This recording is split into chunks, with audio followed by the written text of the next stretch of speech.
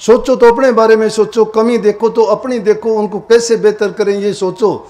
संतों का उपदेश सुन के उस उपदेश को अंगीकार करो, उस पर चलने का प्रयास करो। अगर जीवन सफल ना हो तो फिर दोष देना भाई संतों को। संत साफ बात कहते हैं, दूसरों के हित की बात कहते हैं, उनका कल्याण और उनके जीवन को संभालने की बातें करते हैं। आप सभी को प्यार भरी राधा स्वामी जी। देखिए, जो आज का सत्संग का विषय है उसमें महाराज ने बताया कि इस संसार में सतगुरु के बिना कोई किसी का सच्चा साथी नहीं है। सतगुरु परमात्मा से बढ़कर है, क्योंकि जब कठिन समय आता है तो वही रास्ता दिखाते हैं। जीवन को चरित्रवान बनाना बहुत ज़रूरी है, अच्छे कार्यों में लगाना चाहिए, जीवन का उद्देश्य समझना चाहिए, न कि बुरे कर्मों में उलझ कर इंसान को अपना जीवन व्यर्थ करना चाहिए। और साथ ही महाराज जी ने बताया कि जो इंसान गुरु की शरण लेता है वह इंसान परमात्मा को पाता है। परमात्मा को पाने के लिए बाहरी दिखावे की जरूरत नहीं है, बल्कि मन को भक्ति में रखना जरूरी है। सच्चे मन से की गई भक्ति ही असली भक्ति होती है। तो चलिए आपका कीमती समय लेते हुए सत्संग को शुरू करते हैं। कृपया सत्संग को पूरा सुनकर पुण्य भागीदार अवश्य बनिए। राधा स्वामी। कर्म इसीलिए कही ना, कर्म की मार रुका न पुकार। कर्म की जो मार पड़ती है उसमें रुका पुकार नहीं है। और जब ऐसी नियत ऐसे कर्म हमारे हैं और उनका कर्म फल भोगते भोगते जीवन बीत जाता है, तो प्रभु और प्रभु के नाम की भक्ति कैसे करेंगे? नहीं हो सकती। संत कोई मूर्ख थोड़े थे, फटे हाल, खाने के लाले, फिर भी मस्त हैं। ना कुछ खोने का डर है, ना कुछ पाने की लालसा है, मस्ती में जीवन बीतता है। जो कह देता है उसी को कहते हैं हाँ भाई तू सच्चा है, बोल दे, बोलो, कुछ भी बोलो। वो कहते मुड़ के जवाब नहीं देते, वो जानते हैं। ना समझ जो आदमी होते हैं वो ऐसी मूर्खता करते हैं, और वो उनको कह के अपने आप को बड़ा वो मानते हैं कि मैं बड़ा ताकतवर हूँ, मैं बड़ा ज्ञानी हूँ, मैं बड़ा समझदार हूँ, मैंने ये बोल दिया, मैंने वो कह दिया। ये नहीं सोचते कि तूने अपना बर्बाद कर लिया। तो रविदास जी के पास जाके गिड़गड़ाए। रविदास जी उसी प्रेम से बोले बच्चा क्या बात है, बोल भाई पंडित जी क्या बात, आज ऐसे कैसे? आप तो बड़े खुश थे, गंगा स्नान करके आए थे। बोले पंडित जी माफ़ कर दो, बड़ी गलती होगी मेरे से, भूल हो गई। बोला क्या भूल होगी? बोले इस तरह से मैं आपके पैसे दिए थे, गंगा माई ने आपको कंगन देने के लिए कहा था, मैं लालच में आ गया, मैं राजा के पास चला गया, राजा ने मेरे से दूसरे कंगन के लिए, मैं अब कहाँ से लाऊं? ऐसा कंगन तो दुनिया में कहीं मिलता ही नहीं है। बोले अरे भगत कोई बात नहीं, चिंता ना कर, इसमें हाथ मार ले। जिसमें चमड़ा भिगोते हैं कहना उसको कठौती कहते हैं। बोले इसमें हाथ मार ले। हाथ मारा तो क्या देखता है, कंगनों से भरा पड़ा, वो एक ही निकालना, ज्यादा नहीं, एक ही निकालना। जब उन्होंने एक निकाला, निकाल के देखा, उसी तरह से चमचमाट पैर पकड़े, बड़े दरबारी भी देखते रह गए। इतना कुछ होने के बावजूद उन्होंने कुछ नहीं कहा। जब इतनी बात जरूर कही कि मन चंगा तो कठौती में गंगा। मन चंगा किससे होता है? हरि नाम के सिमरण से होता है। वो नाम हमें भी मिला है, गुरु ने हमें नाम की दीक्षा दी है। उस नाम की कमाई अगर करोगे तो हमारा मन भी पवित्र हो जाएगा, रूह हमारी साफ हो जाएगी। हमारे अच्छे विचार ही हमें त्यारते हैं, बुरे विचार हमें डबोते हैं। संतों ने यही कहा है कि मन चंगा, मन को चंगा करो, विचार अच्छे बनाओ, अच्छी सोच रखो, दूसरे के बारे में गलत ना कहो। फायदा क्या मिलेगा? सोचो तो अपने बारे में सोचो, कमी देखो तो अपनी देखो, उनको कैसे बेहतर करें ये सोचो। संतों का उपदेश सुन के उस उपदेश को अंगीकार करो, उस पर चलने का प्रयास करो। अगर जीवन सफल ना हो तो फिर दोष देना भाई संतों को। संत साफ बात कहते हैं, दूसरों के हित की बात कहते हैं, उनका कल्याण और उनके जीवन को संभालने की बातें करते हैं। वो लेके गए राजा ने, चलो बड़े। तो इस प्रकार से इसी तरह से कितनी घटना हुई। कमाली भी जो थी कबीर साहब की लड़की थी, ज्ञान उनको रविदास जैसे मिला था। कबीर साहब की चिल्ली नहीं, शिष्या नहीं थी वो। और कैसे वो आया था? अब कहीं कुछ कह देते हैं, कहीं पीपा का नाम लेते हैं, लेकिन बात हुई थी कबीर साहब की ही। कबीर साहब उनके पास गए थे। कबीर साहब जब गए रविदास जी से मिले कि गुरु भाई काफ़ी दिन के बाद मिले हैं, आपस में बातचीत की। बोले को कुछ खान पान जल ग्रहण करो। जब पानी का लोटा दिया तो कबीर साहब को भी ये हो गया कि मैं पानी कैसे पीऊँ, कठौती का पानी दे दिया। चमड़ा भिगोने वाला। और वो पानी कबीर साहब बोले कि पहले मुंह हाथ पांव धो लेता हूँ मैं, फिर पानी पीऊँगा। दूसरी तरफ जाके उस पानी को बखेर दिया और वो उसके कपड़ों में, धोती में बिखर गया। और वो जब वापस गया खाने के लिए इनकार कर दिया कि बोला कि खाना तो अब मैं घर जाके ही खा लूँगा, मुझे भूख नहीं है, बस जल ले लिया मैंने। घर गया तो उसकी लड़की कमाली कपड़े धो रही थी। कबीर साहब ने कपड़े बदले और कहने लगे, बेटी धोती पर भी कुछ दाग है, इसको भी धो देना। धोती से दाग उसके मिटे नहीं तो कमाली ने उसमें मुंह में भाप दे दे के गर्म करके वो दाग मिटाने की कोशिश करी ना, तो मुंह में लिए और उसकी सूरत चढ़ गई और वो बड़ी ऊंची बातें करने लगी। जब ऐसी कबीर साहब इतनी देर में आए, देखते हैं तो उसकी तरफ देख के हैरान हो गए कि बेटी ये क्या हो गया, कि मुझे नहीं पता क्या हो गया, कि मैं नोड़ा धोती को क्यों मुंह में ले रखा है, कि इसका दाग मिटाने के लिए। वह कबीर साहब को बड़ा धोखा लगा और उसी टाइम से कमाली कबीर साहब के शिष्य हो गई थी।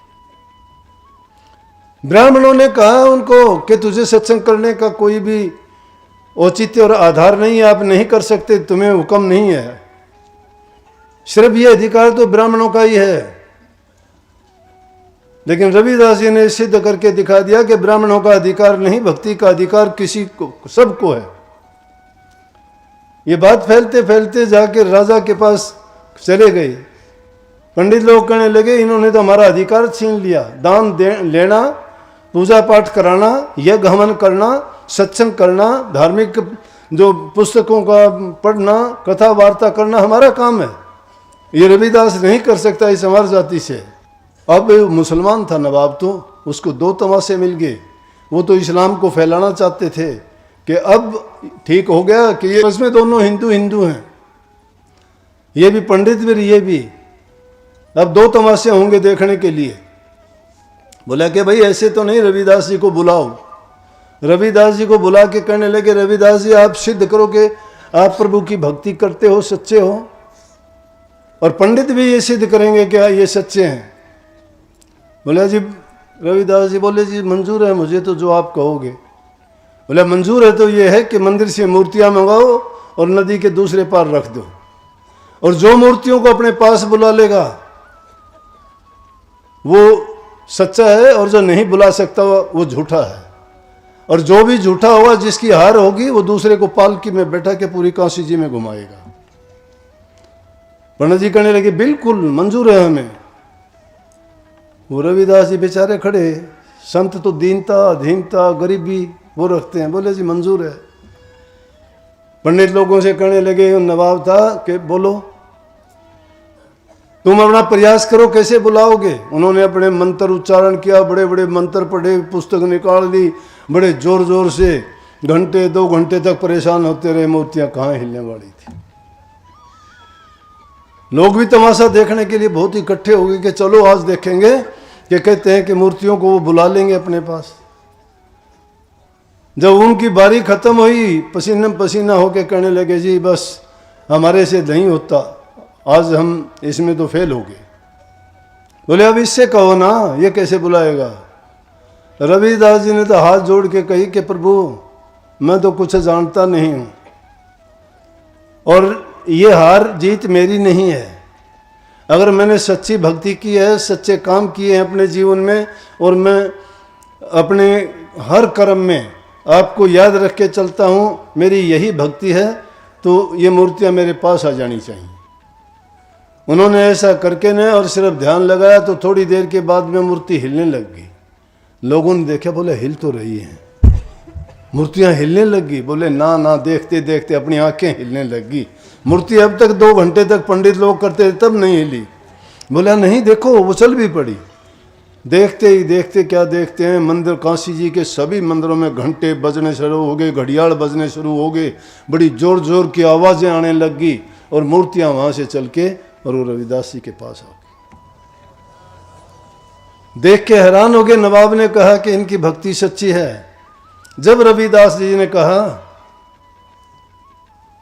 कि रविदास ब्राह्मण ना पूजिए जो होवे गुणहीन, पां पूजो चंडाल के जो को होवे गुण प्रवीण, कि उस ब्राह्मण के पां मत पूजो जो गुणहीन है, जिसमें गुण नहीं है। गुण क्या, प्रभु की भक्ति जो नहीं करता है। और पाप पूजो उस चंडाल के, उस नीच जाति के जो प्रभु का भगत है, प्रभु की भक्ति करता है, जो गुणों से भरा हुआ है। बोला जात पात पूछे नहीं कोई, हरि को भजे सो हरि को होई। और परमात्मा बहरा नहीं है क्या उसको आवाज दे दे के रुक के दे दे के सुनाएंगे। अपना काम करते हुए सच्चाई के साथ अपना काम करो, अपने काम में बर्ताव अपना अच्छा भला रखो, किसी इंसान को धोखा ना दो, छल कपट बेईमानियां ना करो, चोरी ना करो, हिंसा ना करो, किसी जीव को ना सताओ। जो इन गुणों से लैस है वो समझो कि उसके लिए भक्ति करना बहुत आसान हो जाता है, ये वो गुण प्रवीण हो जाता है। जो गुणहीन है वो चाहे कितने दिन उनके लिए कहा कि देता रहे मुल्ला लाख बरस अजान, कि मुल्ला अगर मस्जिद में बैठ के लाखों बरस तक भी अजान करते हो, वो आवाज रुक के मारते हो, बोला कि ये अजान चाहे लाखों बरस तक करते रहें, मेरा रविदास खुदा ना मिल सकर जब लग मन शैतान। शैतान जिसके मन है उनको नहीं मिल सकता। अरे मन में शैतानी भरी पड़ी है, सुबह से लेके शाम तक निंदा बुराइयां करते फिरते हो, छल कपट बेईमानियां करते हो, गुरु को भी अनजान जानते हो कि इसको पता ही नहीं है, मैं इससे ज़्यादा चालाक हूँ, मैं इससे ज़्यादा होशियार हूँ, मैं ये इसको कुछ पता ही नहीं है। जो गुरु को ऐसा जानता है, शास्त्रों ने क्यों कह दिया गुरु गूंगा गुरु बावड़ा और गुरु देवन का देव। वो बावड़ा नहीं है, गुरु गूंगा नहीं है, वो देवन का देव है। वो जानता है लेकिन पर्दे किसी के नहीं उखाड़ता। उन रविदास जी ने कितने और भी इतने लाखों इतने सालों में तो कितने चमत्कार होंगे, रोजाना के काम थे। किसी को लड़का दे दिया, किसी के सांप काटे हुए को जला दिया, किसी को डूबते हुए को उभार दिया, किसी की बुराइयां छुटा दी, किसी को कुछ। पूरी जिंदगी जो भी उनके पास आता गया उन्हीं के जीवन संवरते गए, क्योंकि उनको वो नुक्ता बताया भक्ति का। और उस भक्ति के रास्ते पे जो भी चलते गए ना, वो अपने जीवन को संवार ले गए। इसलिए इंसान का जीवन बहुत उत्तम पवित्र और मुश्किल से मिलता है। इसीलिए जो नानक साहब का शब्द गाया था आपने सुना, उसमें क्या कही थी वाणी कि इस बार तू मालिक को याद कर ले, फिर ये अवसर तुझे दोबारा नहीं मिलना। जिस माँ से जन्म लिया है दोबारा ऐसी माँ से जन्म नहीं होगा। क्यों नहीं होगा ऐसी माँ से? क्योंकि क्या पता हमने क्या क्या कर्म किए हैं, किस योनि में जाएंगे। 4 खान के मुसाफिर हैं जीव, 84 लाख प्रकार के जीव हैं, किस किस योनि में जाएंगे। वहाँ ये माँ थोड़ी होगी, ये हमारी जो मातृ शक्ति ये नहीं होगी। क्या पता कहीं अंडे में पैदा होंगे, क्या पता कहीं जल में पैदा होंगे, क्या कहीं मिट्टी पसीने से पैदा होंगे। अरे मनुष्य जीवन जैसा कोई जीवन नहीं है। और ये जीवन पाके भी अगर हम हरि की भक्ति प्रभु को याद नहीं करते हैं तो हमसे ज़्यादा मूर्ख भी कोई नहीं है। इसलिए इस जन्म को दुर्लभ बताया है। नानक साहब ने ग्रंथ में लिखे, दुर्लभ तन पाया बड़ भागी, नाम न जपीते आत्मघाती, मर ही ना जाही जो नहीं सिमरत नाम, नाम बिहु ना जीवन कोने काम, खावत पीवत हस्त खेलत विस्तार, कौन अर्थ मृतक श्रृंगार। ये मृतक का श्रृंगार है, सब मरने वाले हैं, ये मुर्दों का देश है, यहां जिंदा कोई नहीं रहना। दुर्लभ दे पाई है, बड़े भागी हो। और ये दुर्लभ दे पाके भी अगर तुम इस मन में विकार भर लेते हो, मन बड़ा पापी है, दुष्ट है। अब भी हम यहां बैठे हुए हैं, मन की शैतानी तो देखो। आपको यहां बैठा गया, देह रूप में बैठे, वो गया कहीं, चला गया। कोई भैंस को बांध रही है, कोई ताला बांध रही है, कोई बच्चों को इंतजार कर रही है, कोई कुछ कर रहा है। घूम फिर के वो फिर आ जाएगा, फिर यहां बैठ जाओगे। सत्संग में नहीं हो, सत्संग में तो देह बैठी है, मन शैतान तो गया यहां से। इस मन की शैतानियां नहीं रुकती हैं। जब उसकी शैतानियां रुक जाएंगी फिर भक्ति के मार्ग पर चल पड़ोगे। लूटता है वो, कहीं काम का फंदा डालता है, कहीं क्रोध का डालता है, कहीं लोभ का डालता है, कहीं मोह का डालता है। अगर सत्संग में आते हो तो मैं कहता हूं अपनी 4 चीजों को खुला रखा करो। एकाग्रचित होकर बैठा करो, एकाग्रचित। वही एकाग्रता तुम्हें ध्यान के लिए रास्ता सिखा देगी।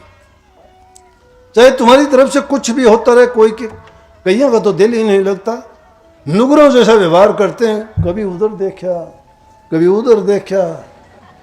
उनके लिए बोले जो नुगरा सत्संग में आवे, कड़वे कड़वे त्योर लखावे, वो रहे लड़ने त्यार, नुगरा ना मिलियो, पापी मिलो हजार, नुगरा ना मिलियो।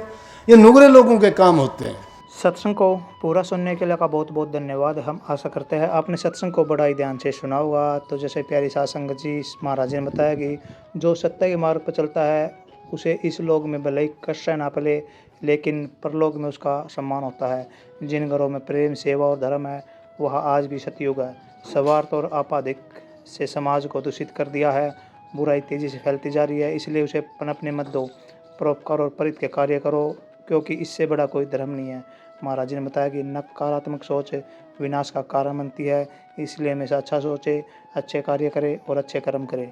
तो कृपया महाराज जी की इन बातों को आप अपने जीवन में अवश्य उतारिए और अपने जीवन को सार्थक अवश्य बनाइए। और साथ ही अगर आपको सत्संग अच्छा लगा तो कमेंट बॉक्स में राधा स्वामी लिखकर पुण्य भागीदार अवश्य बनिए। मिलते हैं जल्दी एक नए और बहुत ही प्यारे प्रवचनों के साथ। तब तक के लिए राधा स्वामी।